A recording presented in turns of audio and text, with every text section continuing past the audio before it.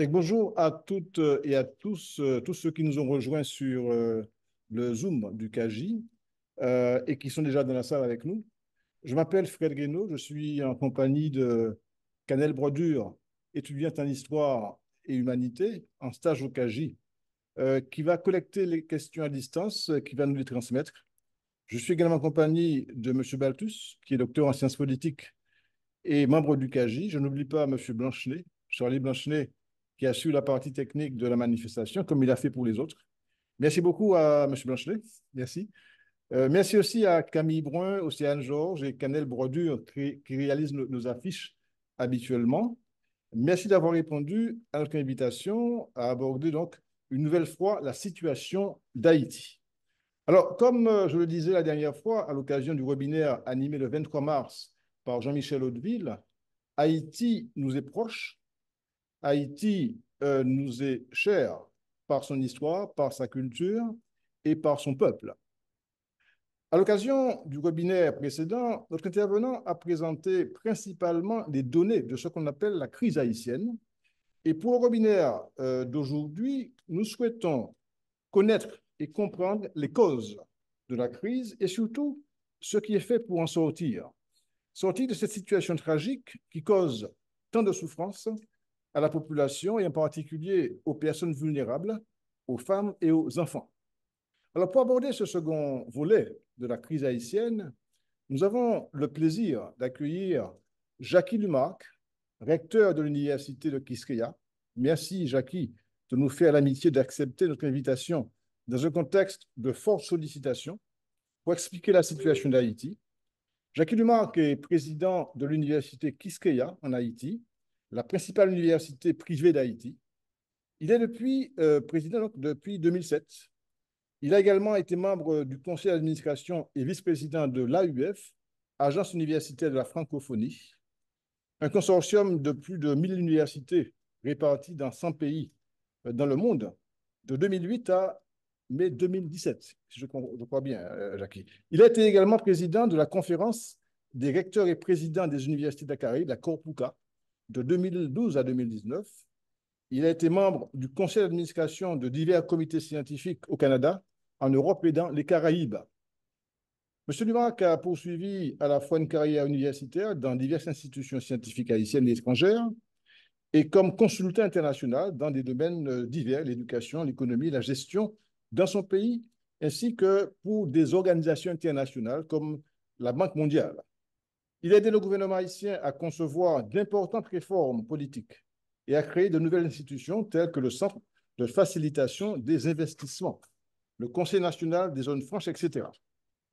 Alors, il a joué un rôle important aussi, Jacques Lumarque, dans le système éducatif et a été chargé de rédiger le premier plan national d'éducation en 1996, le plan stratégique pour la reconstruction du système éducatif haïtien après le tremblement de terre de 2010. Donc, je vais préciser quand même que le docteur Lumarque est mathématicien. Il a obtenu ses diplômes, notamment à l'Université Toulouse 2 en France. Il a enseigné les mathématiques pendant 20 ans à l'Université d'État d'Haïti. Il est également titulaire d'un doctorat en éducation à l'Université Paris-Est, Créteil, en France.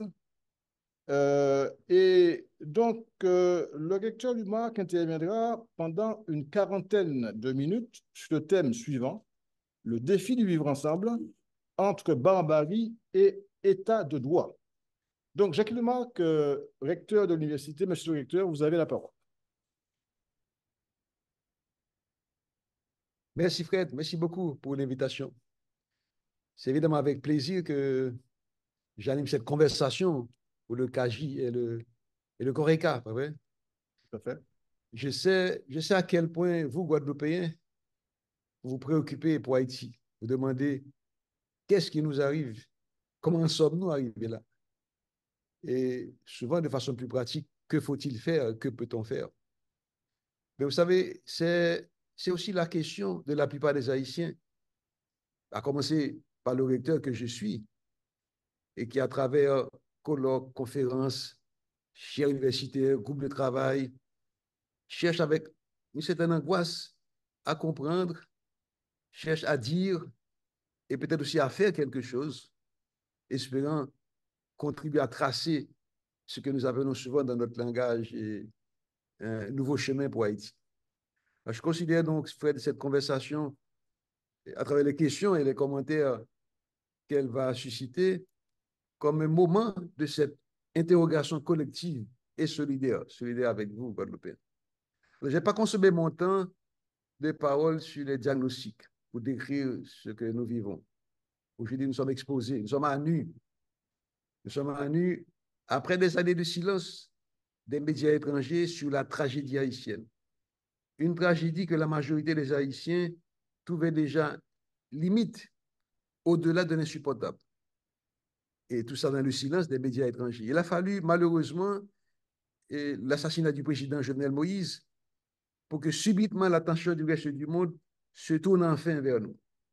Alors, beaucoup de militants et d'universitaires se sont battus pour inscrire Haïti et son drame dans l'agenda des grands médias occidentaux, s'imaginant que le monde ne pourrait pas rester indifférent à un drame aussi violent lorsqu'il viendrait à être connu. Aujourd'hui que nous sommes dans tous les médias de la planète, je ne suis pas certain que ça fait une différence. Nous sommes toujours seuls au monde, comme je l'ai dit, abandonnés à nous-mêmes et obligés de trouver nous-mêmes la voie de sortie. Alors, quoi qu'il en soit, je considère que j'ai affaire aujourd'hui à une audience qui est relativement informée, ce qui me laisse plus de temps pour une réflexion ouverte, libre et aussi pour l'analyse. Alors, on y va. Je vais donc évoquer les faits que je serai amené à évoquer sont donc limités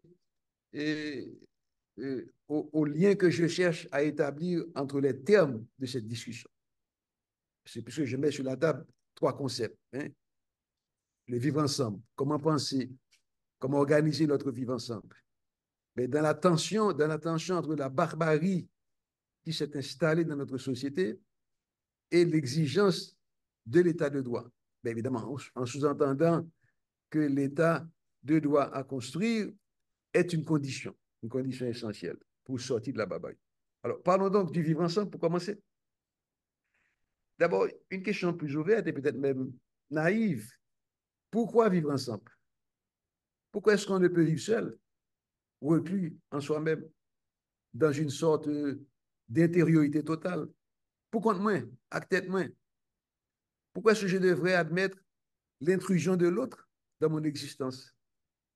Pourquoi est-ce que je ne m'expose pas, est-ce que je ne m'expose pas au danger quand je fais place à autrui dans mon existence? Schopenhauer, un philosophe que beaucoup considèrent comme un philosophe bouddhiste parce qu'il connaissait bien les textes sacrés indiens, dont le Vedanta et les Upanishads, philosophe allemand, vous savez, et il suggérait que le plus grand malheur de l'homme vient du fait qu'il ne peut jamais être seul. D'où toute la tragédie, notre tragédie comme homme, et que les Romains, que les proverbes romains cristallisaient comme suit: Homo homini lupus, l'homme est un loup pour l'homme. Est-ce que ce proverbe latin ne résume pas tout le drame de l'humain en société? Et l'humain exposé à la prédation, à la cruauté, à la sauvagerie de son semblable. C'est parce que je ne suis pas seul, Fred, que l'enfer est là, que l'enfer existe. Et l'enfer, c'est au quotidien, c'est le mensonge, c'est la jalousie, c'est la honte, la méchanceté, la peur, la sauvagerie, dans ma relation, dans ma dynamique d'échange avec eux. Alors, voyez-vous, nous sommes comme face à un dilemme. D'un côté, choisir de vivre ensemble en acceptant de me soumettre à la barbarie de l'autre, ou de l'autre côté, rester seul et mourir, puisque au fond, je ne peux me suffire à moi-même. Donc, comment sortir de ce dilemme? Alors, allons rêver un peu, et si pas une sorte d'audace inversée, on essaie de regarder les choses, mais tout à fait autrement. Et plutôt que de dire Homo homini lupus, l'homme est un loup. Et si on disait un peu dans le chemin tracé par le philosophe romain Sénèque le jeune, et si on disait l'homme est une chose sacrée pour l'homme. c'est une nouvelle perspective. Ainsi, il deviendrait possible de ne plus vivre l'autre, de ne plus vivre l'altérité comme une contradiction, comme une menace, mais comme une partie de moi-même, comme une sorte de complément de ma propre singularité humaine. Alors, jeune, j'avais rencontré pour la première fois cette phrase de Montaigne que je n'ai jamais oubliée et que j'essaie d'intégrer dans ma propre vie. Je vais citer Montaigne. Il disait, chaque homme porte la part entière de l'humaine condition. Chaque homme porte en lui-même la part entière de l'humaine condition. La part entière, pas un morceau. C'est comme si chacun de nous était un échantillon de l'humanité, un échantillon complet de l'humanité. Alors, comment cette contradiction-là que je viens d'évoquer est vécue aujourd'hui en Haïti? Et quelle est sa place dans le discours politique? Alors, j'ai fait des enquêtes, j'ai parlé à beaucoup de personnes pour voir un peu quels sont les discours, les messages, et j'ai découvert que l'ancien Premier ministre Evans Paul avait établi dès 2017 un centre qu'il appelait CEVIV. Le centre Vivre Ensemble, qui est un centre, pardon, un centre ouvert qui accueille des citoyens de toutes catégories dans une démarche de formation, d'échange, de conseils, de discussion, dans un esprit d'être ensemble, dans un esprit de vivre la convivialité, de bien d'être avec l'autre. C'était la première fois que cette expression entrait dans le vocabulaire politique de manière ouverte. J'ai aussi découvert qu'il existe un parti politique peu connu pour l'instant qui s'appelle Bravo et dont l'expression signifie Rassemblement pour un vivre ensemble organisé. C'est le parti BAVO, Rassemblement pour un vivre ensemble organisé. Alors, maintenant, plus près de nous, là, plus près de nous, et je remonte au mois de septembre 2023, le 15 septembre 2023 exactement, à la fin d'un message vocal adressé à la population de Wanamet, alors que cette population était mobilisée, si vous vous rappelez Fred, autour de la construction d'un canal sur la rivière Massacre, à ce moment-là, le chef de gang, Jimmy Cherizier, alias Barbecue, il invite les Haïtiens, pardon, il invite les Haïtiens à se mettre ensemble. Mettez tête nous ensemble, disait-il, en nous vivre ensemble. Et c'est un cri dans le mouvement de ralliement universel, surtout de la diaspora, en soutien à l'initiative citoyenne de construire un canal de dérivation sur la rivière Massacre en vue d'arroser les terres cultivables de la zone. Une cause nationale, puisque les Dominicains étaient fâchés, donc ça suffisait pour que ce soit une cause nationale. Le lendemain, le 16 septembre, cette invitation de barbecue est relayée, comme à la file indienne, par les principaux chefs de gang, Iso, Chrysla, Vitellum. Tous, ils expriment d'abord leur solidarité avec Wanamet, s'en prennent aux Dominicains, qui s'opposent au canal, s'en prennent aussi à l'Occident, pourquoi pas, qui menacent comme toujours la souveraineté d'Haïti, et se disent prêts à combattre pour Haïti, à devenir les nouveaux combattants de la liberté, et invite la population à circuler librement sur les principales voies d'accès, dont certains étaient bloqués depuis 2 ans, Matissan, Canaan, Croix-des-Bouquets, Malpasse. Ils appellent aussi à une tête ensemble pour sauver Haïti. Certains demandent même pardon pour leurs méfaits. Parlent d'Haïti en des termes vraiment romantiques. Ils disent Haïti chéri, moi, ce beau pays des Antilles qui ne doit pas périr. Ça, c'est dans le discours des gangs. Voici donc le concept de vivre ensemble planté subitement chez nous par des chefs de gang qui, pendant pratiquement 4 ans, même plus, ont causé de cruelles souffrances à la population. Vol, viol, kidnapping, massacre collectif, destruction de quartiers entiers, etc. Alors, cet appel semble concerner pas seulement les gangs, mais tous les Haïtiens. Mais c'est aussi pour eux, d'abord la paix entre les gangs, notamment entre les 2 grands groupes rivaux qu'on appelle le G9 avec Babeke et le GPEP, et la fin des rivalités pour le contrôle des territoires. Alors, ce qui est intéressant, c'est que tout de suite après, moins d'une semaine après cet appel au vivre ensemble, il va se passer quelque chose, une attaque d'un gang contrôlé par Jeff de Canaan qui met en otage plusieurs habitants de la ville de Sodo. Ça allait faire démarrer les hostilités. Il paraît qu'il y a une cargaison destinée à l'un des chefs de gang, les plus importants, transportant de la drogue et des armes en provenance de la République dominicaine, de la frontière dominicaine. Il paraît que cette cargaison a été interceptée par la police. Donc, il y a eu quelque part une fuite, une trahison. Trahison. Donc, la confiance n'est plus là. Le vivre ensemble sombre dans la violence des armes. Gang contre gang, gang contre la police nationale, gang contre la population. Et cette violence qui n'a pas arrêté allait trouver son point culminant à la fin du mois de février dernier, où les gangs font état d'une puissance de feu supérieure, mais de loin, à celle de la police et celle de l'armée.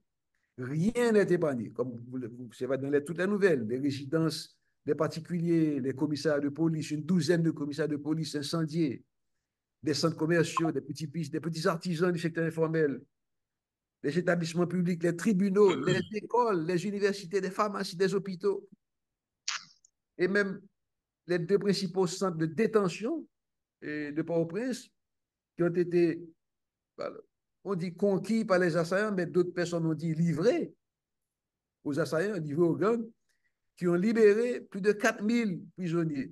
Alors, je dis libérés, mais beaucoup pensent qu'ils sont plus libres. Ils ont été, en quelque sorte, captifs d'une nouvelle prison, puis sont entre les mains des gangs, peut-être obligés de travailler comme soldats. Alors, le 8 mars, dans le même mouvement du vivre ensemble, le 8 mars, un nouvel appel au vivre ensemble. Invite encore une fois la population à circuler librement, à regagner les résidences qui avaient été abandonnées.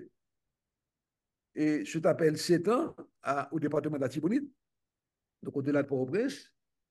Et évidemment, en passant, on s'attaque aux oligarques, ils sont responsables des Syro-Libanais, responsables de tous nos malheurs. Et le chef de gang de Canaan, Jeff, va jusqu'à demander pardon au peuple haïtien pour ses méfaits. Malgré cette annonce, cette invitation à vivre ensemble, c'est l'enfer simultanément. La rage des gangs s'étend partout, établissements scolaires, hôpitaux, centres universitaires, partout. Avec une férocité, une sauvagerie, une brutalité. Ils font d'un discours de vivre ensemble. Mais c'est là qu'on va comprendre que peut-être le message du vivre ensemble, ce n'est pas un message du vivre ensemble pour nous tous, haïtiens, de la société au sens large. C'est vivre ensemble entre nous, gangs, contre tout le reste, contre tous les autres, comme si nous, gangs, nous étions les seuls humains sur cette planète. Comme si nous, on était les seuls garants de la activité humaine, de la souveraineté nationale. C'est nous, les libérateurs d'Haïti. Alors, je reviens, Fred, à cette question commune de départ. Comment en sommes-nous arrivés là? Qui sont-ils, ces jeunes? D'où viennent-ils? Qui les a produits? Qui les entretient? Mais je ne pense pas que nous sommes là dans l'effet de ce qu'on pourrait appeler une génération spontanée. Non. Et je suis enclin à partager l'avis de nos concitoyens qui pensent que cette singularité qui nous interpelle aujourd'hui renvoie à des choix séculaires, peut-être qui remontent au lendemain même de notre indépendance. Alors, remontons. Pour diverses raisons, comme vous le savez, le nouvel État indépendant en 1804 a cherché à maintenir le système de plantation hérité de la colonie. C'est là qu'on crée de la richesse. Mais il n'y a plus de colons, il n'y a plus d'esclaves non plus, mais les plantations sont là. Eh bien, les travailleurs, les anciens esclaves, ne peuvent plus vivre dans la plantation. Ça leur rappelle de trop mauvais souvenirs. Ils ne restent pas dans les plantations, ils ne restent plus là. Ils préfèrent travailler dans les bornes. Ils deviennent des marrons et s'installent donc dans les bornes, sur des petits lopins de terre. C'est comme ça qu'ils deviennent paysans, des morniers. Et ainsi se met en place petit à petit une sorte de nouveau contrat social, un contrat social qui est basé sur deux sociétés. Les gens de la ville qui disposent d'un État pour les gérer et qui leur donnent des services, et une société rurale formée de paysans en dehors de l'État, mais en dehors de tout aussi, dépourvus de tout service, en dehors, moun en dehors. Et ce sont ces moun en dehors qui vont pendant un certain temps assumer la charge, qui vont continuer à assumer la charge de produire de la richesse au bénéfice de la ville, sans contrepartie de services de la part de l'État et sans un partage équitable de la richesse créée. Ce contrat a tenu tout le long du 19e siècle et même la moitié du 20e siècle, jusqu'à ce que, en 1986, c'est comme un boom. Cette date sonne le glas de ce système. Les paysans ont débarqué dans nos villes. Ils sont chez nous. Ils sont dans nos villes non préparés pour les accueillir.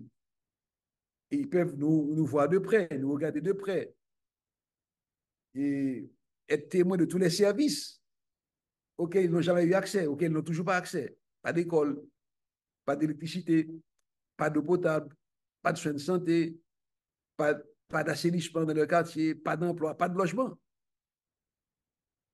Et donc, c'est ça le terreau favorable pour ce nouvel surgissement de cette nouvelle classe d'Haïtiens chez nous. Dans un second temps, les politiciens vont faire le reste. Ils prennent le relais.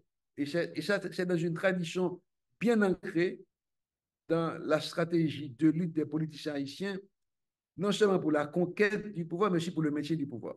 C'est comme on l'a fait tout le long du 19e siècle. Je ne sais pas si vous vous rappelez, les piquets du Sud étaient des paysans armés de piquets qui se battaient en soutien à un général révolutionnaire, les Cacos du Nord. Mais une fois terminée la fièvre révolutionnaire, qui les avait mobilisés pour la conquête d'un pouvoir ou pour une bataille et pour le pouvoir, ils deviennent des ressources au service des politiciens, des mercenaires avant la lettre. Parfois des chefs, et au service des chefs qui sont de pouvoir. Zinglin, alors les Haïtiens vont parler plus tard de Zinglindo, qui était la première version des gangs dans les années 90. Les Zinglins, qui s'appelaient comme ça, c'était des bandes de délinquants qui rançonnaient la population au vu sur tout le monde. Ils volaient et pillaient les opposants et les grands commerçants récalcitrants. Mais qui était le patron des Zinglins? Leur boss, c'était Similien. Qui était Similien? Le commandant de la garde présidentielle, Soussoulouk. Alors, nous sommes donc dans un pattern qui va continuer à s'exprimer, parce que plus tard, les Tontons-Macoutes de François Duvallée, c'était quoi? Il est vrai, il faut le reconnaître, que les Tontons-Macoutes avaient acquis une forme institutionnelle plus sophistiquée, parce que c'était un corps organisé, hiérarchisé, créé par un décret. Donc, sous contrôle, il y avait une hiérarchie. Et puis après, les Tontons-Macoutes, les chimères et les cocorades de la Valasse, avec le même type de rapport avec la société, le même type de rapport avec les politiciens. Et aujourd'hui, comme héritage du régime PHTK, nous avons les Tilapli, les Timacaques, les ISO, les ceci, les cela, qui participent de cette même dynamique des rapports des gangs avec les autorités, avec les opposants politiques, et aussi une partie du grand business dans une relation de ce que notre collègue Mathias Loris appelle une relation d'instrumentalisation réciproque. L'un se sert de l'autre, suivant les circonstances. C'est un peu comme dans la dialectique du maître et de l'esclave. Le gangster aujourd'hui, esclave hier et maître aujourd'hui. Donc, Fred, à divers moments de l'histoire de notre pays, la violence des gangs a fait partie, je dirais, des modes de gouvernance adoptés par le pouvoir en place. Armer les gangs, les financer, les protéger contre la rigueur de la loi. Donc, aujourd'hui, nous sommes obligés de prendre acte que gouvernance politique en Haïti et banditisme entretiennent des relations organiques à divers moments de notre histoire politique. Donc, le développement des gangs en Haïti n'est pas uniquement le résultat de ce qu'on pourrait appeler la marginalisation sociale de la jeunesse. Non. C'est vrai, on ne saurait nier, l'effet d'absence de politique de la jeunesse. On ne saurait nier, disons, l'abandon dans lequel cette jeunesse se trouve reléguée. Difficulté d'accès à l'école, chômage, oisiveté, surtout absence de perspective pour un lendemain meilleur. Cependant, l'emprise que le banditisme exerce de plus en plus sur notre société, la suprématie des groupes criminels aujourd'hui sont le résultat d'une forme de gouvernance, sont le résultat de choix politiques conscients de la part de dirigeants affaiblis à la recherche d'une consolidation de leur pouvoir en dehors des structures de répression et de violence légitime que l'État détient à leur disposition. On n'a peut-être pas fait attention à ça, mais l'énorme mobilisation populaire des jeunes, des pétro-challengers, réclamant coup de comme Petro-Caribéa, qui, à travers des manifestations, atteignent parfois des centaines de milliers de personnes. Mais toute cette mobilisation a été cassée subitement. C'est à cause des gangs, des snipers invisibles et qui sévissaient contre les manifestants. Et on ne peut s'en prendre à la police. Et la police était tout près, ne faisait rien. Aujourd'hui, qu'est-ce qui se passe? Les gangs se sont en quelque sorte autonomisés vis-à-vis de leurs premiers clients, vis-à-vis de leurs sponsors. Ils ont acquis un capital financier considérable à travers le kidnapping, mais aussi à travers le narcotrafic, à travers le trafic d'armes et de munitions. Ils sont aujourd'hui, et ça c'est un élément important dans l'analyse pour Haïti, ils sont aujourd'hui un maillon central de la chaîne de criminalité transnationale qui s'est profité de la débilité de l'État haïtien, déficience de nos systèmes douaniers qui ne contrôlent plus rien, déficience des dispositifs de contrôle des frontières terrestres et maritimes, impunité et protection de l'État. Donc, pendant que Haïti devient un enfer pour les Haïtiens, mais c'est un paradis pour ce petit monde caché de la criminalité transnationale. Et ces gangs sont devenus des acteurs importants d'une nouvelle économie que je qualifie moi-même souvent économie de l'insécurité.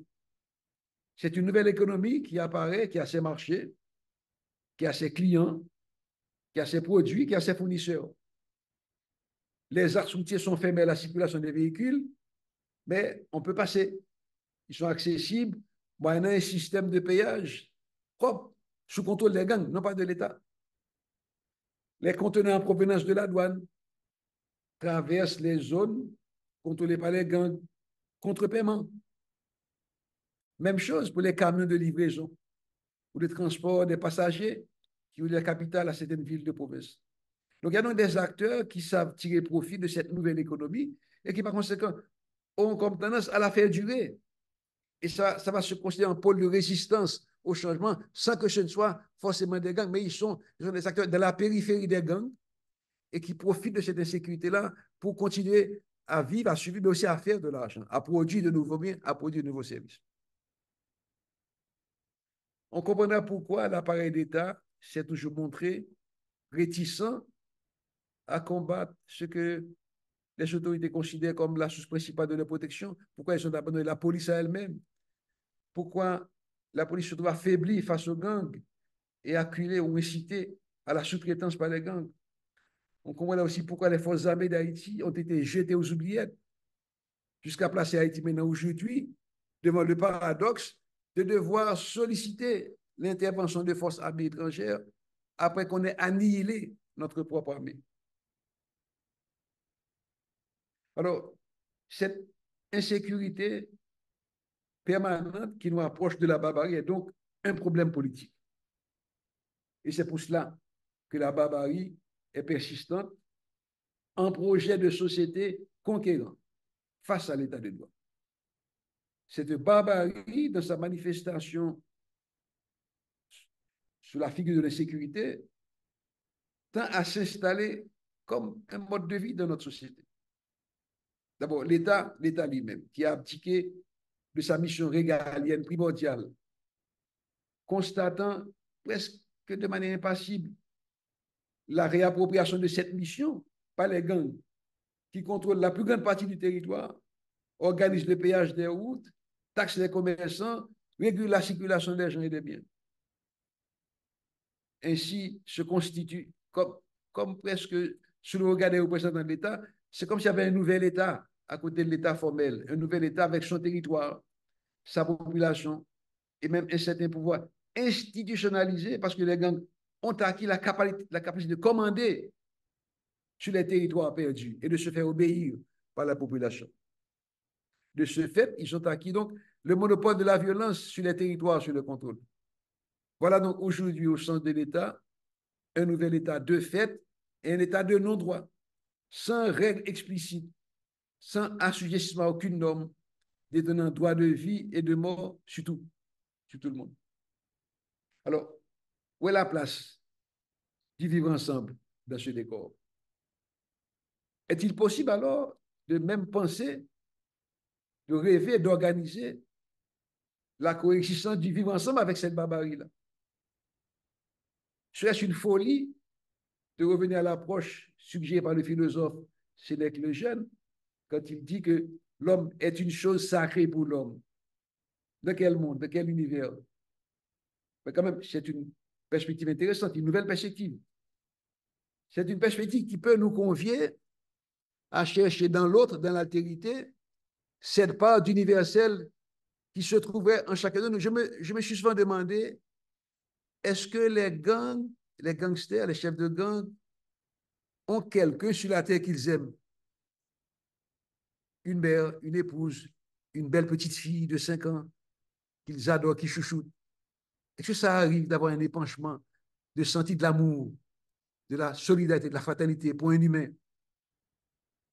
Eh bien, il ne faut pas avoir peur de prendre cette perspective qui nous convie tous à chercher dans l'autre cette part d'universel.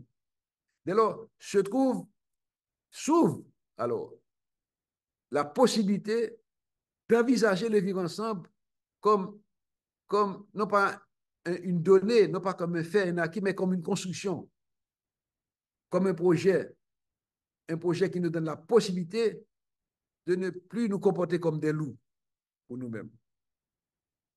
Ce questionnement nous met, nous, aujourd'hui, Haïtiennes et Haïtiens, à la croisée des chemins.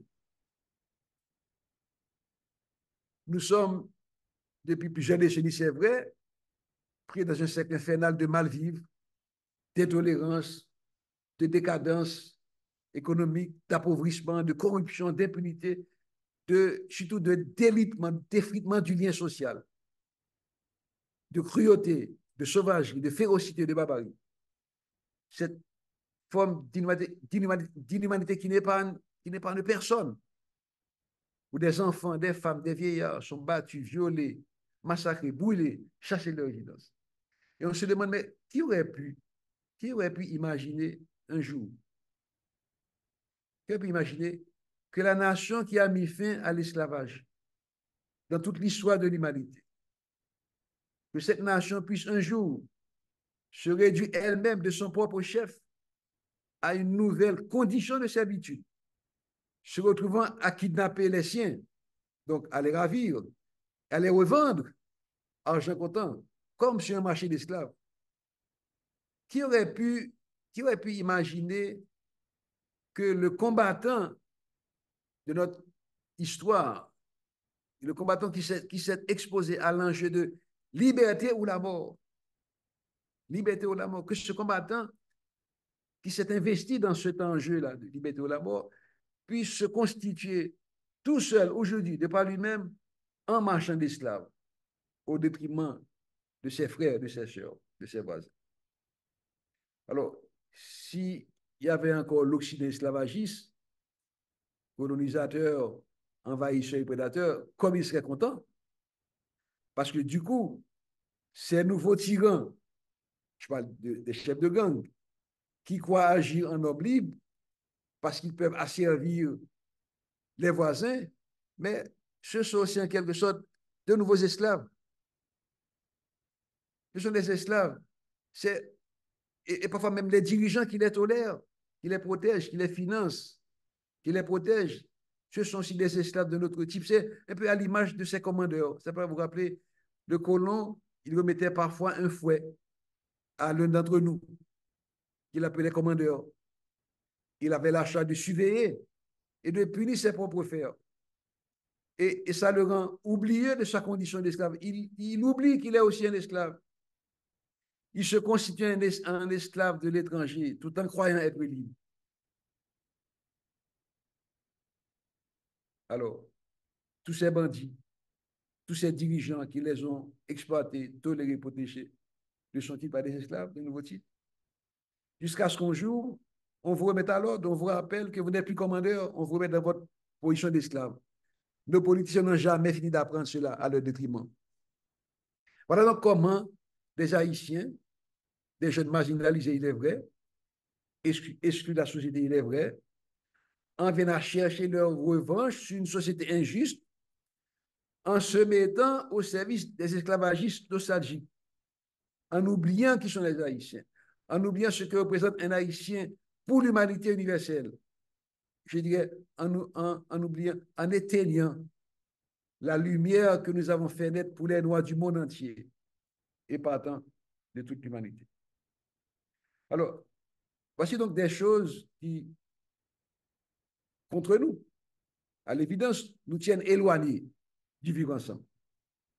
Nous nous sommes montrés incapables, en tant qu'individus, en tant qu'un groupe, nous sommes montrés incapables d'organiser notre coexistence pacifique dans une société pluraliste, démocratique, incapable de tolérance, incapable de dialogue, incapable de solidarité, incapable d'humanité tout court. Et ces nouveaux barbares, il ne faut pas croire qu'ils sont des courageux, parce qu'ils s'en prennent aux plus faibles. Leur audace, pour certains de nos analystes, n'est que la reddition des forces qui se trouvent en face d'eux. Les nouvelles vocations appelées de barbarie parmi les jeunes ne s'expliquent que par la lâcheté et la paralysie de la population elle-même et de ceux qui sont en face. Alors, est-il possible de créer des conditions de vivre ensemble? Et comment? Comment créer? Alors, laissons-nous guider par l'histoire, l'histoire du monde, l'histoire des civilisations. Je reviens encore à, au philosophe romain, Sénèque le Jeune, qui nous renvoie presque à ce que j'appelais l'exigence d'un nouveau contrat social. Un nouveau contrat social dans lequel nous acceptons de renoncer à notre liberté naturelle en transférant notre autonomie à quelque chose de plus élevé que nous, un souverain, en quelque sorte. Je serais donc prêt à renoncer à l'état de guerre contre tous, dominé par la loi du plus fort, pour devenir un être social, pour devenir un être politique. C'est ça. C'est ça la perspective du passage de l'état du plus fort à l'état de droit. Nous sommes à ce carrefour, je dis. Et le véritable enjeu, Fred, le véritable enjeu d'un nouveau vivre ensemble en Haïti, en réfutation de la barbarie, est dans le rapport de la collectivité haïtienne à l'état de droit. Sommes-nous prêts à accueillir et entretenir un système institutionnel dans lequel la puissance publique est soumise au droit? Sommes-nous prêts à accepter qu'un premier ministre, convoqué par le juge d'instruction, accepte de se soumettre à la procédure d'enquête tracée par la justice sans se trouver dans l'obligation de la nécessité de révoquer ce juge? Netanyahou, premier ministre puissant en Israël, a été devant le juge plusieurs fois pour répondre à l'accusation de corruption alors qu'il est premier ministre très fort. Est-ce que nous sommes prêts, nous, Haïtiens, à accepter les limites que la hiérarchie des normes impose à la puissance publique dans un état de droit? Est-ce qu'on est prêt à accepter qu'un simple arrêté ministériel ne vienne abroger une loi qui a été votée par le Parlement? C'est ça qu'il faut, il y a ça aussi qu'il faut accepter de renoncer. Ça va être douloureux, parce que ça veut dire moins de pouvoir pour nous qui dirigeons. Est-ce que, c'est encore une troisième exigence de l'état de droit, est-ce que nous sommes prêts à accepter l'égalité de tous, de tous les sujets devant la loi? Est-ce que nous sommes prêts à accepter l'existence de juridictions indépendantes? Sommes-nous prêts à accepter que l'État, qui même en ayant la compétence pour édicter le droit, se trouve lui-même soumis aux règles juridiques qu'il a lui-même produit, dont il est le producteur? Sommes-nous dans cette perspective aujourd'hui? Moi, je dis non. Non. Alors, et Haïti, depuis l'assassinat du président Jovenel, nous sommes dans une impasse politique. C'est connu. On ne sait pas comment lui trouver un successeur. On ne sait pas non plus comment nommer un premier ministre, puisque celui-ci ne peut être que l'émanation d'un parlement, lorsqu'il n'y a pas de président, et lequel parlement n'existe pas non plus. Il n'y a donc aujourd'hui aucune loi, il n'y a aucune disposition constitutionnelle permettant de combler ces vacances. Nos législateurs n'avaient pas prévu le cas de figure d'un président incapable d'exercer sa fonction au moment où le Parlement lui-même serait un Parlement défunt, défunt tous. Par conséquent, toutes les gymnastiques pour trouver une solution légale en vue de combler le vide de gouvernance d'Haïti, que ce soit à travers un conseil présidentiel ou le recours à un juge de la Cour de cassation, toutes ces gymnastiques ne sont que pure fiction. D'ailleurs, même pour cette formule qui est évoquée en face du conseil présidentiel et qui consiste à aller chercher un juge de la Cour de cassation, depuis près de 3/4 de siècle, il n'existe qu'un seul cas de figure où un juge de la Cour de cassation est devenu président de la République, président provisoire, strictement, en respectant strictement les dispositions de la Constitution. Qu'une seule fois. C'était en 1956, le 12 septembre 1956. Joseph Nemours Pierre-Louis, président de la Cour de cassation, est devenu président provisoire sur la base de l'article 81 de la Constitution. Mais logique politique, il doit démissionner quelques mois plus tard, sous pression des candidats eux-mêmes, qui n'avaient pas l'assurance d'avoir ce contrôle. Il est le seul juge à la Cour de cassation à être parvenu au pouvoir de manière constitutionnelle. Donc, il faut se résigner, il n'y a pas de solution constitutionnelle. Et depuis l'adoption de la Constitution de 1987, ce n'est pas la première fois qu'on est dans des situations de crise politique où on ne sait pas quoi faire, où la Constitution ni les lois ne donnent le chemin à prendre pour sortir de l'impasse. Il faut toujours un arrangement, une combinaison, une transaction informelle. Et Claude Moïse et moi, l'autre jour, on faisait l'exercice de dénombrer l'ensemble des accords politiques depuis 1987. On est arrivé à une douzaine, on est en train de les chercher tous, à une douzaine d'accords politiques qui sont des arrangements informels, des groupes d'acteurs qui sont sur la scène politique pour sortir du pétrin. C'est toujours une combinaison qui n'a rien à voir avec le droit. Aujourd'hui, nous sommes dans cette même dynamique. Donc, se résigner, il n'y a pas de solution constitutionnelle, il n'y aura pas de solution parfaite non plus.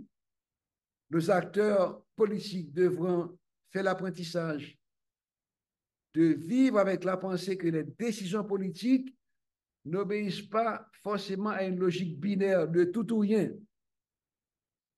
La politique, humblement, c'est l'art du possible. Dès lors, plusieurs questions que j'ai envie de mettre sur la table. Première question. Comment sortir de l'impasse? Bon, c'est fini. Hier soir, les acteurs ont tranché. Le gouvernement de Ariel Henry a publié, je ne sais pas si vous le savez, le décret instituant le conseil présidentiel de 7 membres par opposition à la formule promue par d'autres acteurs consistant à nommer un juge de la Cour de cassation comme président provisoire. Alors, intéressant, le premier visa de cette constitution dit, vu la constitution de 1987, non, c'est pas vrai, c'est pas bon. Il n'y a plus de constitution, c'est fini. Et ce faisant, ce conseil qui a fait toutes sortes de concessions, les rapports avec le gouvernement d'Ariel Henry, qui lui-même doit publier le décret qui institue le conseil présidentiel, qui lui-même doit nommer un premier ministre avec encore l'aide d'Ariel Henry, qui doit remplacer, etc. Ce conseil a raté l'occasion de produire lui-même du droit. Comment, pas une proclamation propre, comme lorsqu'on a fait un coup d'État, ou comme après une révolution. Le coup d'État, la révolution peuvent produire de facto une constitution de transition. On aurait pu avoir une constitution de transition qui définit le mode de gouvernance du pays pendant la transition, qui dit comment on va adopter une constitution définitive et organiser les élections. C'est la seule façon de retourner à la normalité constitutionnelle. Maintenant, la question est de savoir si cette formule marchera. Bon, ce n'est pas une question théorique, c'est une question pratique. Seule l'expérience le dira. Cependant, il y a de s'inquiéter pour les quelques raisons suivantes que je vais mentionner. Les acteurs qui constituent ce conseil présidentiel viennent de secteurs antagoniques qui ont passé toutes ces années passées à s'entre-déchirer. Pensez-vous qu'ils seront en mesure de transcender ces rivalités pour fonctionner enfin comme un corps cohérent et harmonieux, pour prendre des décisions difficiles et célères que les circonstances vont exiger? Deuxième question. Comment vont-ils se mettre d'accord sur le choix d'un Premier ministre et des membres du nouveau cabinet? Seront-ils suffisamment se placer dans une logique d'intérêt collectif et transcender la propension habituelle du milieu à prendre l'État comme un gâteau à séparer? Comment vont-ils résister à la tentation de faire de l'État la sève nourricière pour alimenter et soutenir leurs propres candidats lors des prochaines élections? Et autre question, c'est 39 parties prenantes qui ont, pendant plus de 6 mois, alimenté les conversations avec la CARICOM et qui sont la contrepartie de la négociation qui a abouti à cette formule. Ces 39 acteurs, qui sont-ils? D'où viennent-ils? Ils représentent des partis politiques, certes, des groupes de citoyens ou des groupements politiques, mais que valent-ils? Que représentent-ils dans le milieu? Quelle est leur force, leur résonance par rapport à la société? Quelle est leur connexion avec la société? Comme il n'y a pas de parlement pour mesurer leur poids politique, c'est une représentation au parlement qui dirait leur poids relatif. Mais savez-vous que la plupart de ces acteurs ne représentent qu'eux-mêmes? Ils n'ont aucune connexion avec le reste de la société. Une troisième question. La force multinationale de sécurité. Les membres du conseil de transition ont signé un engagement avec la CARICOM au titre duquel ils acceptent le principe de la mobilisation d'une force multinationale de sécurité en soutien à la police nationale. Comment, comment les membres de ce conseil vont-ils éviter l'implosion quand viendra le moment de mettre en œuvre la force multinationale de sécurité contre laquelle beaucoup des secteurs représentés dans le conseil se sont mobilisés et se mobilisent encore aujourd'hui? Il ne va pas le faire coquin. Attends-nous voir. Quatrième question. Les gangs aujourd'hui, comme on le dit, sont une force réelle. Ils ont contribué à renverser Ariel, ce que les partis politiques, la société civile, presque tout le reste du pays a essayé de faire pendant 3 ans en vain. Les gangs ont réussi à le faire, avec un petit coup de pouce du département d'État, évidemment. Et sur la table se pose la question, mais puisque les gangs sont une force réelle, on ne peut pas faire l'économie de leur participation au débat politique. Donc, question, faut-il négocier avec les gangs? C'est une question qui est sur la table. Elle est souvent évoquée dans le milieu de la communauté internationale. Elle fait partie aussi des revendications des gangs eux-mêmes. Elle a été même évoquée par plusieurs groupes politiques associés au secteur représenté dans le Conseil de transition. Et certains évoquent même des précédents d'autres pays. On a évoqué le cas des FARC en Colombie, ou du Front Farabundo Martí au Salvador, des Tupamaros en Uruguay, ou même du Sentier lumineux au Pérou.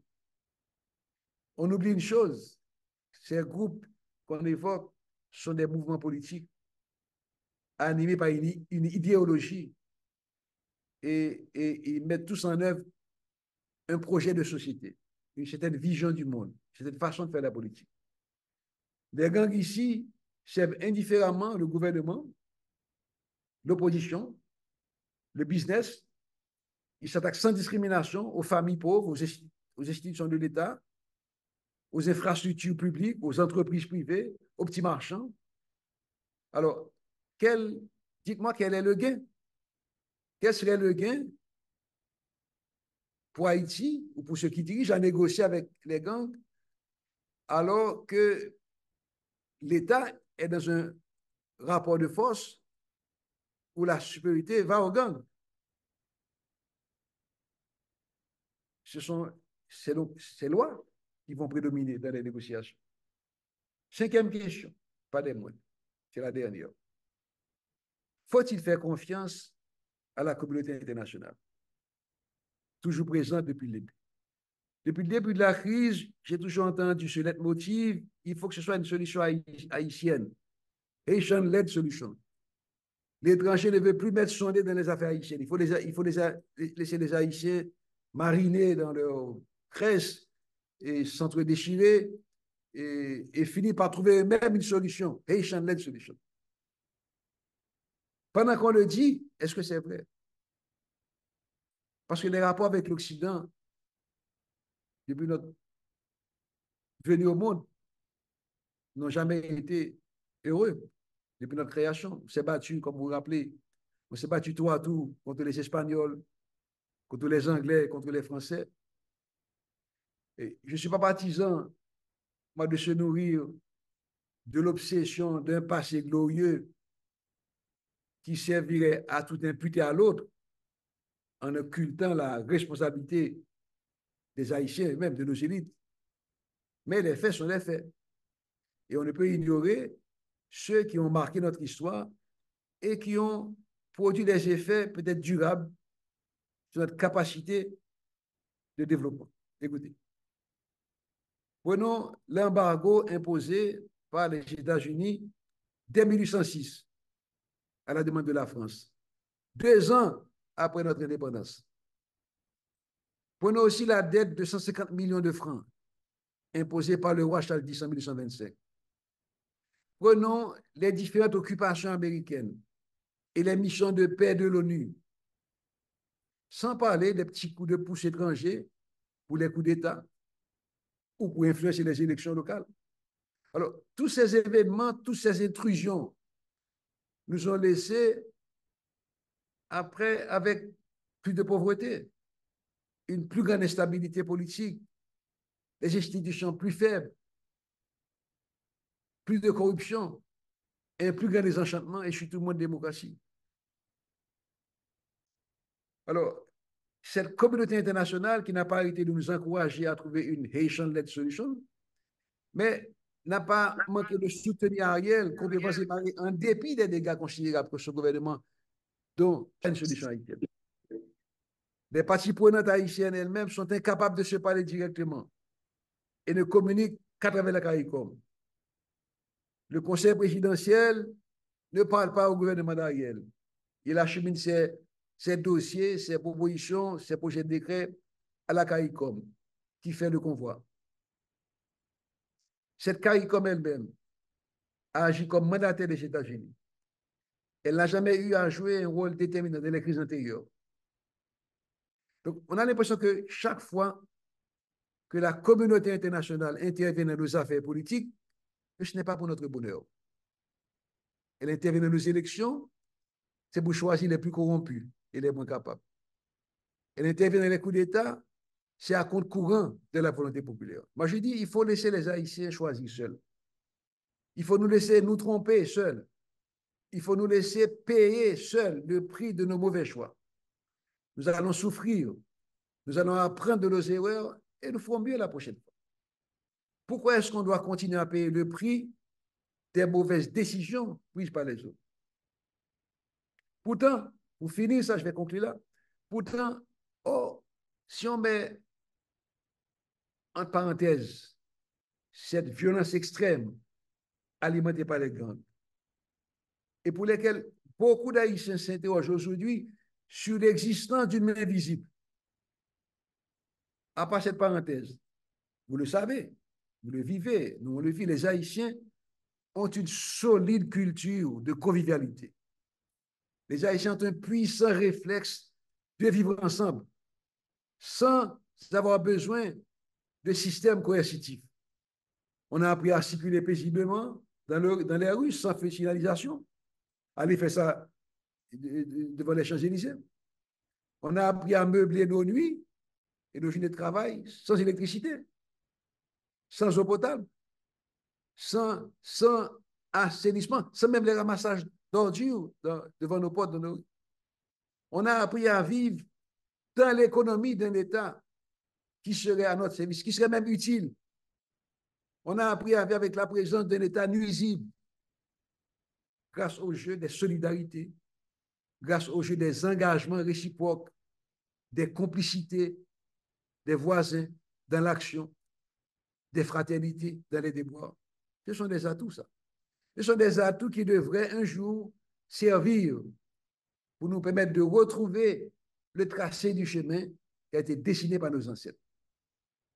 Je m'arrête là, Fred. Je vous remercie de votre écoute, de votre passage. J'étais un peu long, mais je voulais me délivrer et je vous donne maintenant des matériaux pour une solide discussion autour de la table. Merci beaucoup. Merci beaucoup, Jackie, pour cette intervention.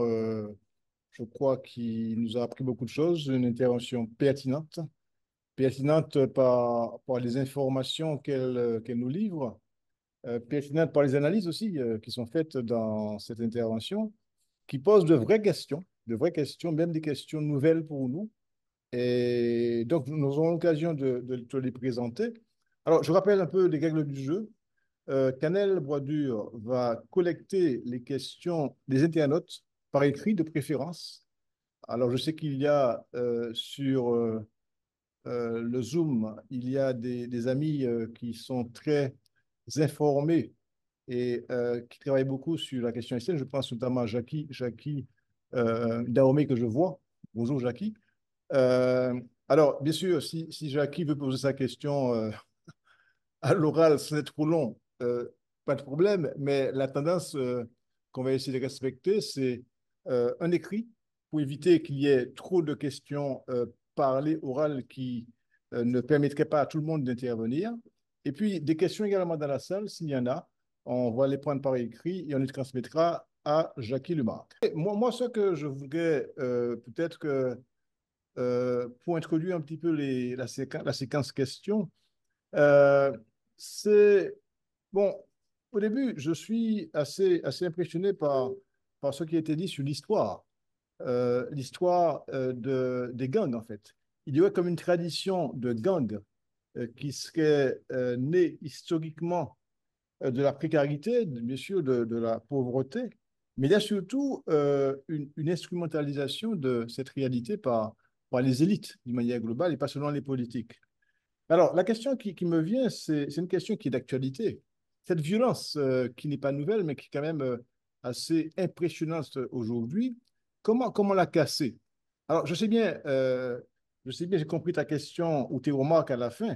Il faut que les Haïtiens apprennent à tirer des leçons de leurs erreurs et à assumer, même dans la souffrance, leur réalité. Mais il n'empêche qu'il y a quand même une souffrance insupportable de la population. On entend des choses, on voit des choses qui sont vraiment insupportables. Alors, la question que je pose et que beaucoup de gens se posent aujourd'hui, comment casser ce cycle infernal de la violence? Est-ce que cette intervention de ce qu'on appelle la communauté internationale, je ne sais pas ce que ça veut dire concrètement, mais bon, j'ai compris en tout cas les limites de cette expression. est-ce qu'il ne faut pas une intervention militaire, en tout cas une dimension militaire, parce que l'armée haïtienne n'existe pas. Elle a été cassée abolie par Aristide, je crois. Alors, est-ce qu'il ne faut pas quand même une violence, une contre-violence contre cette violence insupportable des gangs? C'est une première question que je me pose. Et puis, il y a la question de l'État haïtien. Alors, je vais vite et je laisse la parole aux autres. Cet État haïtien qui n'existe pas de fait parce qu'il n'est pas en mesure d'assurer la sécurité, il est même capable peut-être d'assumer sa souveraineté extérieure. Comment le reconstruire dans ces conditions-là, quoi? Est-ce que tu as des pistes? Enfin, j'ai compris à la fin que tu n'étais pas favorable au conseil présidentiel et qu'il faut peut-être passer par des voies plus réaliste, plus juridique sur ces questions-là. Et puis, bon, j'ai compris également les limites de la composition de ce conseil présidentiel. Donc, voilà les questions que je me pose. Je te laisse peut-être répondre dans un premier temps et ensuite passer la parole à d'autres personnes. Si le... Est-ce que vous m'entendez? On t'entend, Jackie, oui. Ah, d'accord. Je peux dire juste quelques mots parce que je... Vas-y, Jackie, vas-y. Bonjour, Alors Jackie. d'abord, je voulais saluer Jackie Lumar que je n'ai pas vu. Salut, hein? Bienvenue, Des amis. bienvenue. Content de te voir. Alors, je veux être très bref. Tout ce que vous dites est notamment, c'est vrai. Mais moi, quand je pense à Haïti, tous ceux qui, comme moi, ont contribué à Haïti, on a l'impression qu'on revient toujours au même. Et moi, je pose une question, c'est une phrase de Hannah Arendt qui m'a frappé. Hannah Arendt dit, il ne faut pas confondre la libération de la liberté. Là, ils se sont libérés de l'esclavage. C'est la première fois, c'est en Haïti, Hannah Arendt ne parle pas, première universalisation des droits de l'homme, Haïti, où les mots d'ordre des Lumières ont été concrétisés. Or, cette libération de l'esclavage, Hannah Arendt dit, la liberté, ce n'est pas que la libération. La liberté doit s'inscrire dans des institutions.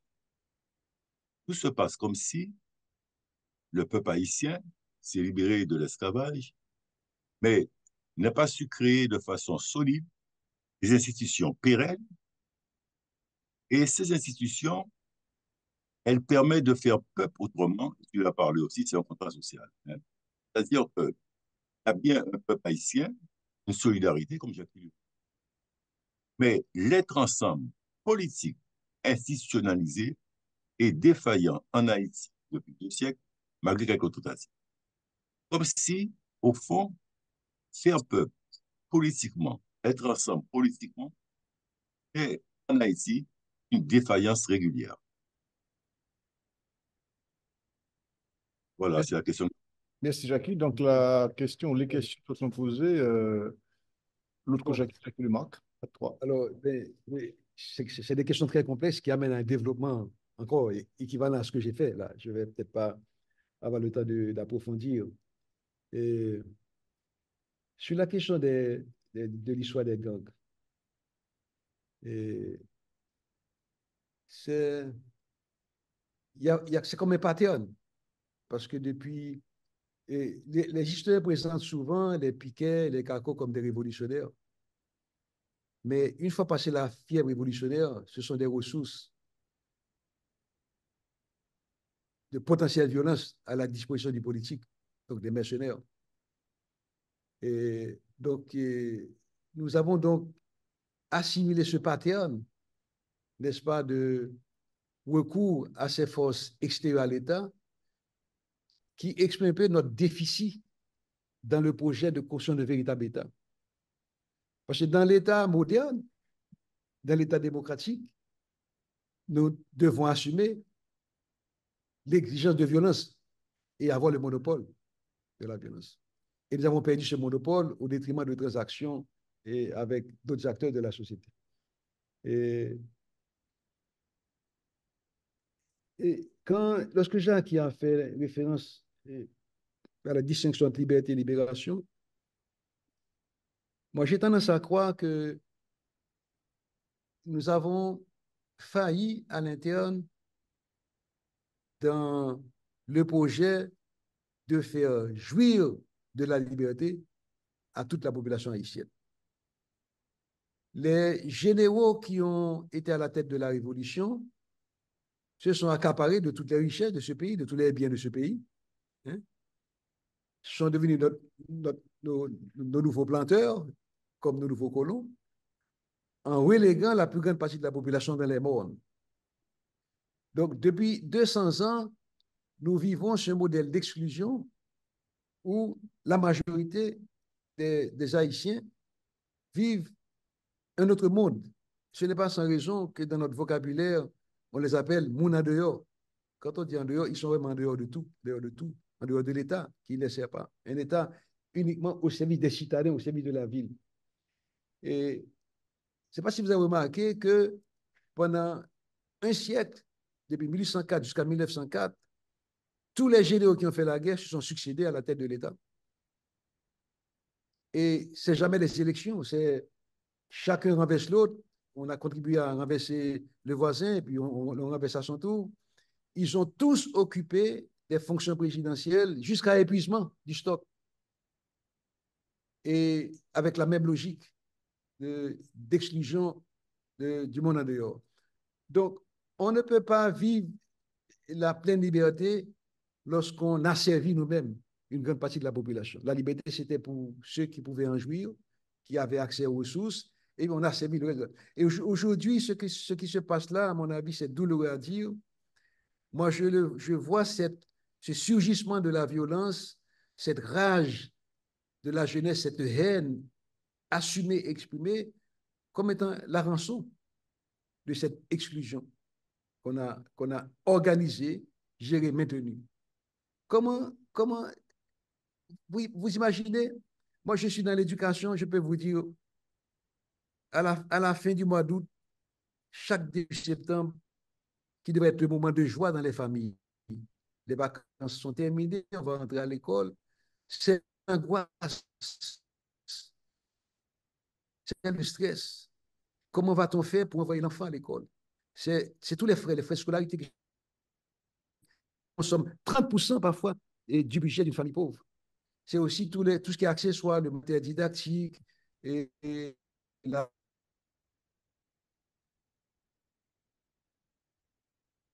des enfants à l'école fondamentale, à l'école primaire. Sur chaque 100 enfants qui vont à l'école, c'est aux frais des parents. Alors que dans toute la région, c'est une tâche assumée par l'État. Donc, nous avons donc des occupants de l'État qui ont appris à prendre possession des ressources de l'État comme si c'était un bien propre. Et je crois que le dernier régime politique en place l'a bien cristallisé dans une formule que j'avais tout de suite dénoncée parce que j'avais vu son caractère mortel de bandit légal. Le bandit légal, qui était annoncé comme dans un jeu de mots, est devenu une réalité politique. Ça veut dire que l'État a été assoté par les bandits. L'État a été pris en charge par les bandits et devient l'instrument d'expression et de toutes sortes de banditisme, notamment par l'appropriation des ressources nationales.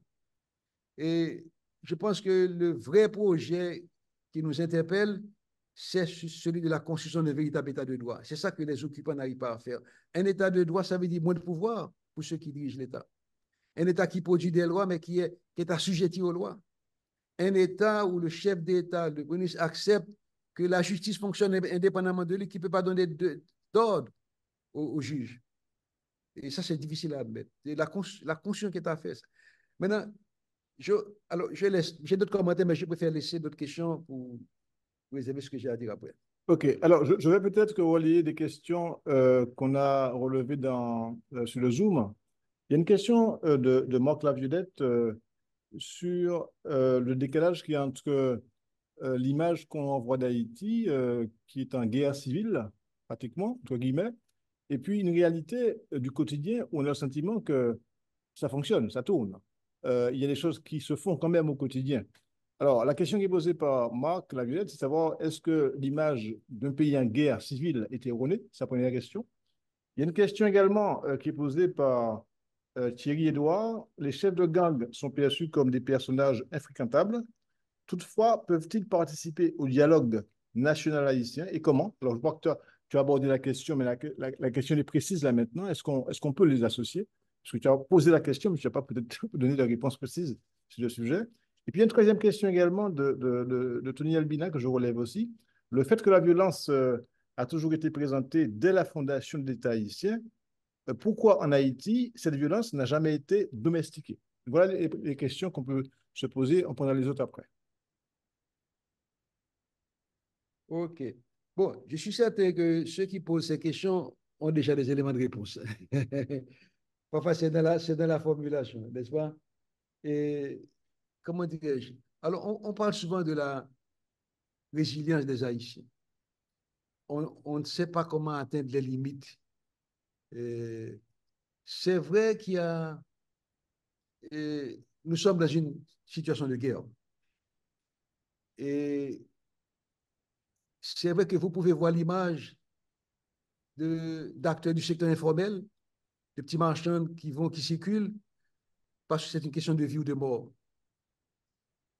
J'ai vu des marchands, des artisans circuler sous les balles, parce que le, le, le revenu, il dépend du quotidien. Si je nous parle de petit commerce aujourd'hui, il n'y a pas à manger dans la maison.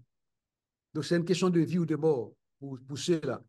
Ce n'est pas le courage ou une forme de résistance, c'est simplement une question de vie ou de mort. Maintenant, ceux qui, ceux, ceux qui, je ne sais pas, non, est-ce qu'il y a une activité économique? Moi, je regarde les faillites qui s'enregistrent quotidiennement. Je regarde comment, par exemple, dans le système éducatif, sans mot d'ordre, sans communiquer, comment tout s'éteint. Comme ça. C'est comme un mécanisme qui a été désactivé. Les écoles, les jeunes ont fermé les portes sans aucun communiqué. Moi, je n'ai pas eu à faire un acte formel pour dire que je ferme le campus. Je constate que le campus s'est fermé lui-même parce que les étudiants ne viennent plus, parce que les profs ne peuvent plus venir, parce que le personnel ne peut plus circuler. C'est un constat. Okay? Et il y a de la vie pour ceux qui contrôlent les territoires. Les gangs vivent bien. Pendant que les massacres avaient lieu, au moment où le pénitencier national était attaqué, Iso faisait une grande fête, comme un carnaval dans son village. Oui. Alors, je ne pense pas qu'on puisse dire qu'il y a de la vie. Nous avons la capacité de résister, parce que c'est une question, je dirais, un peu d'instinct de conservation, mais cette situation ne peut pas durer. À chaque fois, nous avons l'impression qu'on a atteint la limite, et puis on découvre nous-mêmes qu'on avait un potentiel encore plus grand pour aller au-delà de ce qu'on avait connu comme limite. Mais ce n'est pas supportable pour un être humain, ce n'est pas normal que les êtres humains vivent dans ces conditions-là. Donc, il n'y a pas de vie. Maintenant, la fréquentation des gangs, je l'ai presque, bon, c'est pas que j'ai donné mon opinion, mais j'ai donné des éléments pour bien appréhender ça. Ceux qui promeuvent la négociation avec les gangs, c'est d'abord, du côté haïtien, dans une logique d'instrumentalisation. Il y a des acteurs politiques qui pensent que les gangs peuvent aider à la conquête du pouvoir. Maintenant, même au temps d'élection, au moment des élections, quel que soit le moment où on le fait, on n'aura peut-être pas fait disparaître la totalité des gangs. Il y a des quartiers qui vont encore rester sous contrôle des gangs. En 2004, par exemple, les années 2006, par exemple, il n'y avait pas de bureau de vote à Cité-Soleil. C'était sous le contrôle des gangs. Et les chefs de gangs ont leur mot à dire dans qui peut faire campagne, dans telle zone, dans tel quartier, et pour qui il faut voter. Donc, il y a donc une sorte de... les politiciens font la cour aux gangs. Et cette offre, cette ouverture pour la négociation, c'est un peu un geste de courtisan. Okay? Mais je ne vois pas comment on va faire admettre par les 400 000 personnes déplacées, par ces milliers de victimes et leurs familles, de viols, de vols, de kidnapping, d'assassinats, de massacres collectifs, comment va voir un politicien s'asseoir en face d'un chef de gang et décider du partage du pouvoir? J'aimerais bien visualiser le cas de figure de l'ambassadeur américain qui vient présenter ses lettres de créance à un ministre des Affaires étrangères qui serait un chef de gang. Okay? Donc vraiment, sans même aller trop loin pour ne pas faire de provocation, et ce n'est pas une question réaliste. Je ne pense pas que les Haïtiens s'attendent à une négociation. C'est dans la vision de certains acteurs de la communauté internationale qui confondent Haïti, qui ne comprennent pas Haïti, qui ne comprennent pas son histoire et qui ne saisissent pas toutes les nuances, toutes les subtilités de la complexité haïtienne. Okay? Et domestiquer la violence, oui, c'est une exigence de l'état de droit. Je pense qu'on n'a jamais réussi à produire un véritable état de droit. C'est pour ça qu'on a toujours des... Quand quelqu'un est chef de l'État, il se rend compte qu'il est à la tête d'un système où il est propriétaire de tout, où il fait des ressources de l'État, peut les dilapider et sans souci et personne ne demande compte après. Je ne connais pas d'histoire de reddition de compte pour des actes de banditisme au sein de l'État. Et les prisons sont remplies de petits voleurs de bananes, de petits voleurs de cabris. J'étais 4000 là récemment, plus ou moins. Et bien, les grands voleurs, ils sont sous protection. Ils déplacent leur fortune ou ils se déplacent tout court. Et je crois que le vrai défi, c'est celui d'arriver à produire un véritable état de droit où ceux qui dirigent ont des limites dans le pouvoir qu'ils exercent, où ceux qui dirigent sont placés dans des conditions d'avoir à rendre compte pendant et après leur gestion. Et c'est ça le projet. Voilà.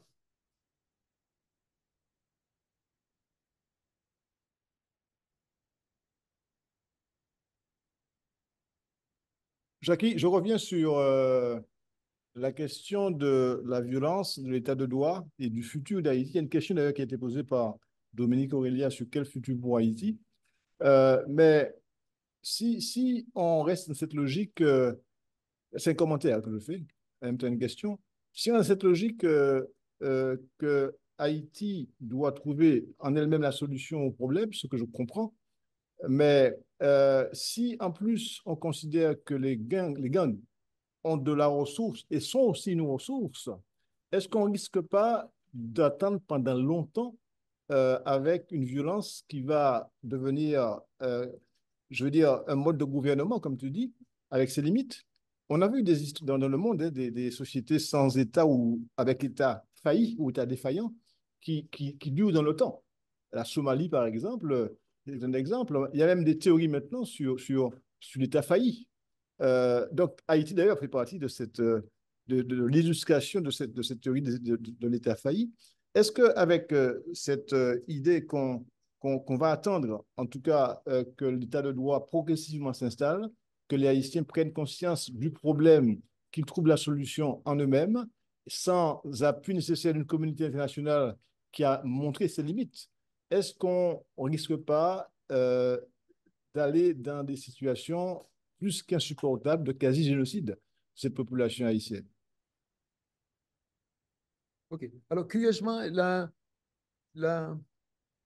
le concept de Haitian-led solution, de solution haïtienne, a été produit par les Haïtiens eux-mêmes. C'est une revendication du secteur politique haïtien et qui souhaitait que la solution à ce problème soit une solution haïtienne. Ça traduit quoi? Ça traduit ce réflexe, n'est-ce pas, de suspicion par rapport à l'international qui, chaque fois qu'il intervient chez nous, ce n'est jamais pour notre bonheur, comme je l'ai montré. Donc, pour une fois, on voudrait s'attaquer nous-mêmes à nos problèmes et faire seul, même si on se trompe. C'était ça. Donc, l'étranger nous a pris au mot, en quelque sorte. Ils ont dit, OK, vous voulez une solution haïtienne? Eh bien, faites-le. Mais en réalité, la solution n'est pas une haïtienne parce qu'elle n'est pas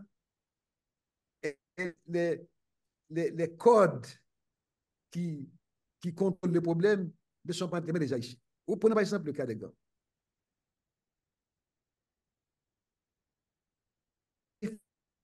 Vous avez affaire à des gangs qui ont accès à des armes et des munitions qui est dit à la police nationale. Vous avez un pays dans lequel le gouvernement, à la demande des Américains, a annihilé son armée propre. Et se trouve aujourd'hui dans une situation où le défi posé par les gangs n'est pas une tâche de police, c'est une tâche militaire pour lutter contre le terrorisme. Donc, voilà notre police sous-armée, sous-équipée, face à des gangs puissamment armés.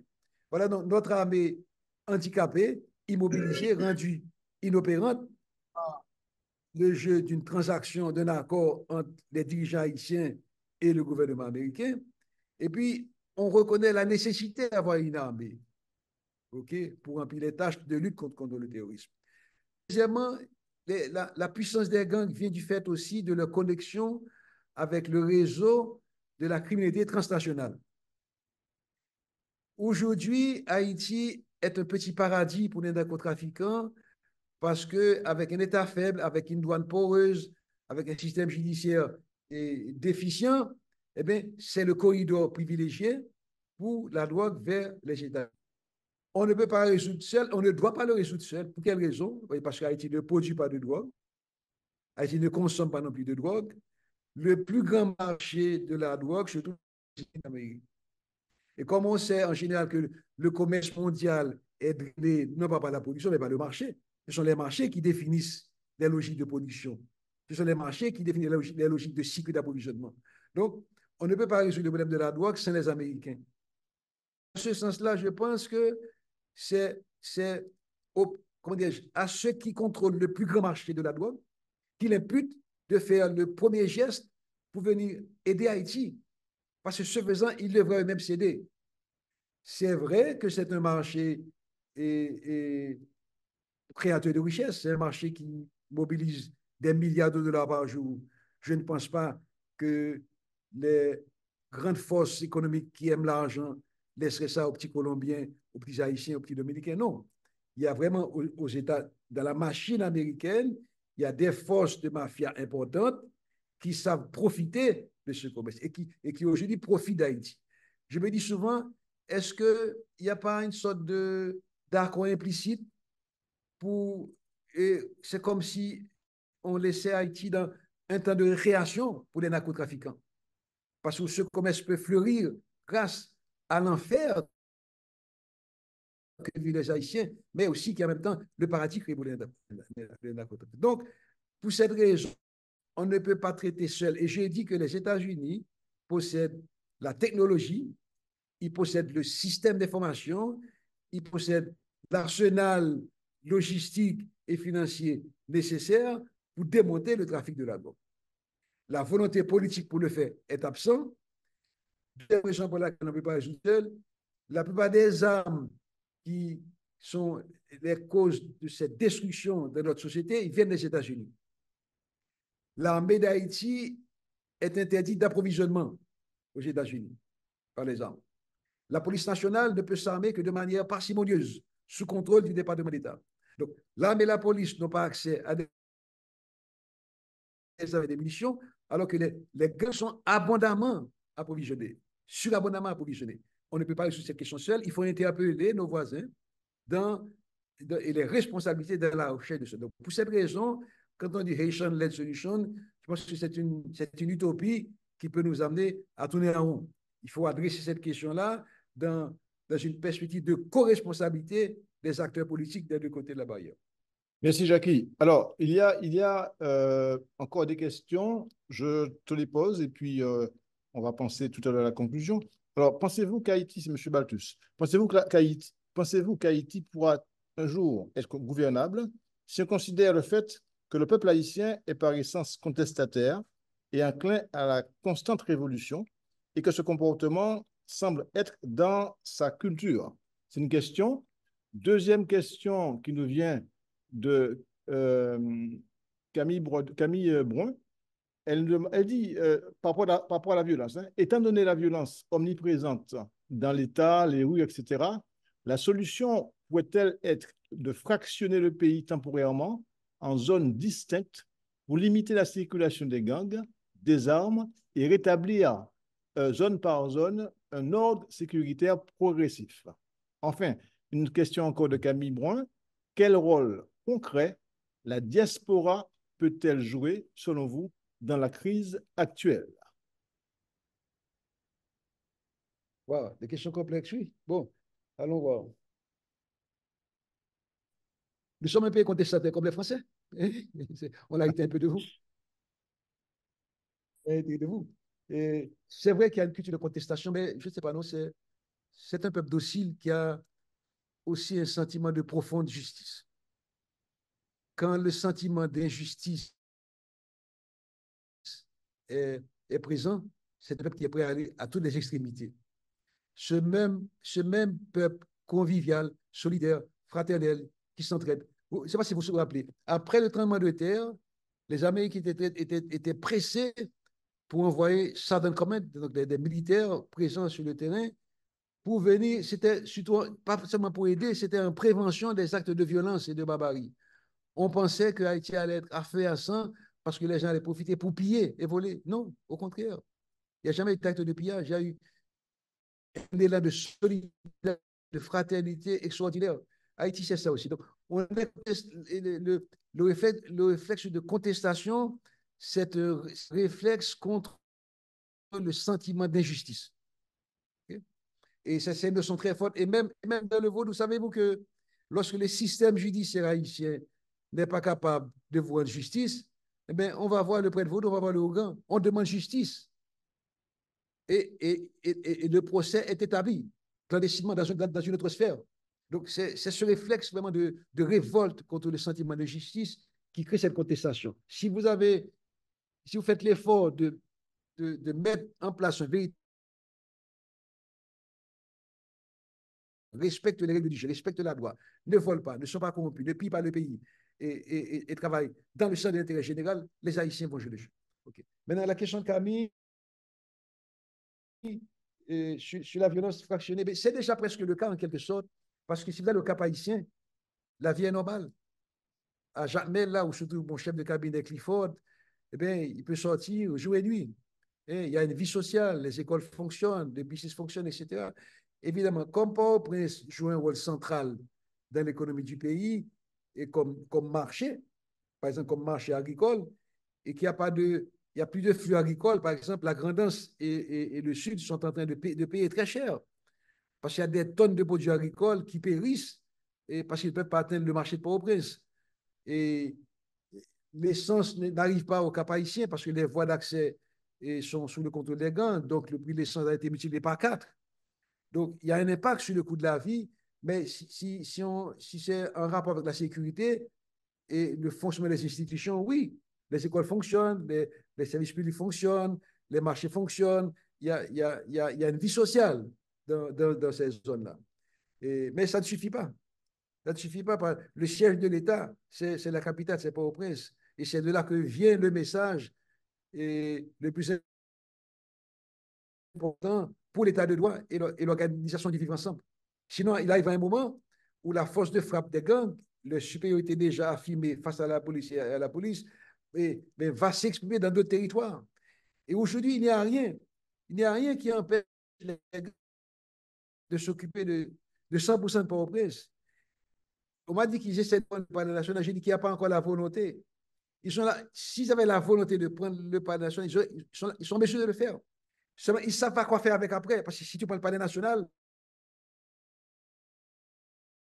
c'est un autre rapport avec la société. Tu deviens responsable de la société. Donc, c'est une pensée politique à laquelle ils ne sont pas prêts. C'est un rapport avec la société pour lequel ils n'étaient pas encore préparés. Ils ont vécu comme gang, comme dans une relation de prédation avec le reste de la société. Maintenant, comme occupant de l'État, tu n'es plus dans la même logique de prédation sous la même forme. Et voilà. Donc, la diaspora, maintenant, intervient pour faire exposer au monde entier le drame d'Haïti. Et le drame d'Haïti était déjà puissant, très fort, violent depuis Jovenel Moïse, depuis avant la mort de Jovenel Moïse. Et on s'étonnait que les médias du monde entier soient silencieux. C'est comme s'il y avait un voile sur Haïti. Personne n'en parlait. Et pourtant, aux États-Unis, s'il y a une vingtaine de morts, ben, c'est le deuil national. En France, 15 personnes, 20 personnes meurent. C'est toute la société qui est en émoi. Ici, il y a des familles entières, une centaine de morts. C'est un fait divers banal, personne n'en parle.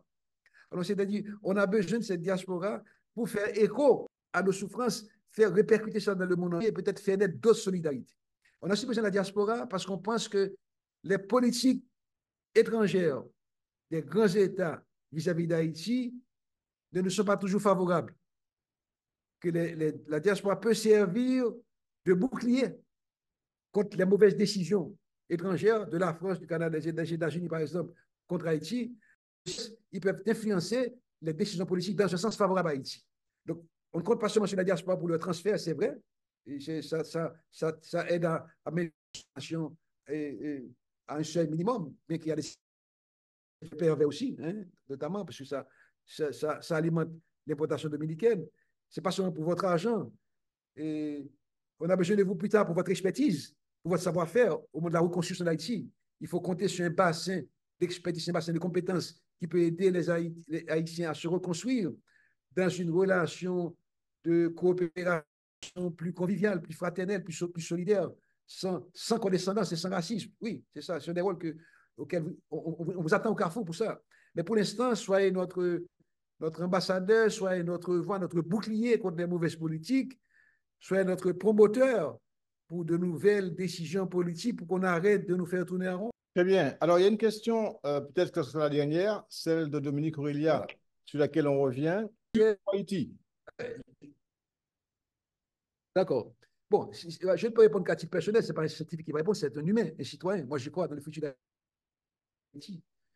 Je crois que le pays qui a fait cette intrusion dans l'humanité, un peu par effraction, je crois que ce pays qui a créé aujourd'hui, qui devait être un homme libre, l'ordre mondial qui a permis à Obama de ne pas finir sa vie dans une plantation et d'être à la Maison-Blanche, cet ordre mondial qui a cassé les reins de l'esclavage comme modèle dominant de création de richesse dans le monde modèle occidental, Haïti a détruit ce ordre mondial. Un pays qui a fait ça ne peut pas finir comme ça. C'est pour ça que je dis, l'histoire, nous sommes en train de souffrir, de payer très cher, peut-être ce qu'on a fait, ce qu'on n'a pas fait. Mais l'histoire n'est pas terminée, l'histoire est en marche. Donc, il y a un rendez-vous avec un futur prometteur. On ne peut pas avoir fait ça et périr comme ça. Donc, ça veut dire que nous sommes détenteurs d'un potentiel immense qui demande encore à s'exprimer, qui demande encore à se développer, qui demande encore à être mis en valeur. Et c'est ça que le politique nous empêche de faire.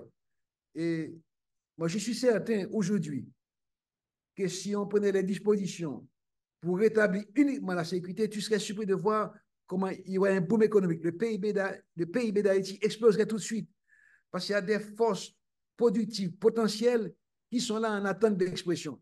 Okay? Donc, moi, je crois dans le futur d'Haïti, je crois dans le potentiel de sa jeunesse, je crois dans le sens du labeur des Haïtiens. Quand ils sont à l'étranger, ce n'est pas des paresseux. Je crois dans les talents des Haïtiens. Et je crois dans notre puissance créatrice, malgré la misère, malgré la souffrance, malgré la pauvreté, nous sommes des créateurs. Et dans tous les domaines de l'art, littérature, musique, poésie, quelle que soit la forme d'expression artistique, Haïti est un leader du monde. Je ne sais pas si c'est la souffrance qui est la cause de ça, mais un pays qui est producteur de beauté, qui est producteur de bonheur à travers toutes ces formes d'expression artistique, c'est un grand pays. On ne le sait pas encore. Peut-être nos voisins ne le savent pas encore, mais ça, ce sont des messages qui parlent et qui disent qu'il y a quelque chose à travailler. Voilà pourquoi que le futur est un futur prometteur.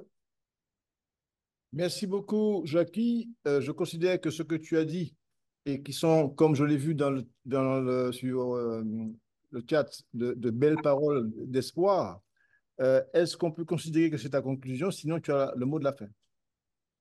Bon, ben, on peut dire que c'est ma conclusion et c'est simplement pour remercier, Fred, parce que toutes ces questions-là m'interpellent beaucoup. Pour moi, ce sont des sujets de travail, de recherche. Okay? Donc, on va donner beaucoup de pain sur la planche. Je vais les partager avec mes collègues, dont certains sont déjà à l'écoute. On les prend en capture et on va les travailler. On a beaucoup de travail à faire et j'apprécie beaucoup la qualité et la profondeur de cet échange. Et donc, merci à tous les participants pour leurs questions. Et donc, ces questions sont parfois aussi des questions ouvertes qui sujettent de nouvelles pistes de recherche. Je les prends comme chantier de travail. L'expérience haïtienne, à mon avis, pour conclure, est une expérience singulière.